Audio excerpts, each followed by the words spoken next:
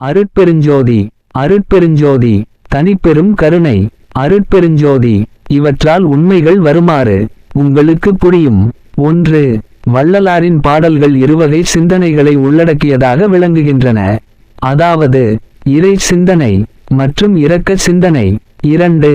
இரக்க சிந்தனையை வலியுறுத்த வள்ளலார் மேற்கொள்ளும் வழிமுறைகள் 2, அதாவது புலால் மறுத்தல் மற்றும் பசி தவிர்த்தல். 3. சீவகாருண்யத்தால் தான் சிவகாருண்யத்தை பெற முடியும் என்பது அவரது கொள்கை. 4. புறவழிபாட்டு சாதனங்கள் உண்மை பயன் அளிக்கா என அவர் கருதுவதற்கு சீவகாருண்யத்தின் மீது அவர் கொண்டுள்ள நம்பிக்கை காரணமாகலாம். 5. வழிபாட்டு சடங்குகள் உயிர்ப்பணியாக பரிணமித்தல், வழிபாட்டு பொருட்கள் இரக்க உணர்வாக உருப்பெறுதல், வழிபாட்டு இடமாக உலக உயிர்களை கருதுதல் என்பன வள்ளலாரின் வழிபாட்டு முறைகளில் காணப்படும் பரிணாம வளர்ச்சி நிலைகள் எனலாம். 6. எத்துணையும் பேதமுறாது எவ்வுயிரும் தம்முயிர் போல் என்னும் ஆன்ம நேய ஒருமைப்பாடு உடைய ஓர் உலக அமைப்பு காண்பதே வள்ளலாரின் முடிநிலை குறிக்கோள் ஆகும். 7.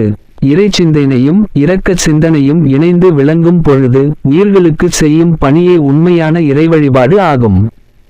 இதுவே வள்ளலாரின் உயிர் இரக்க கோட்பாடு ஆகும்.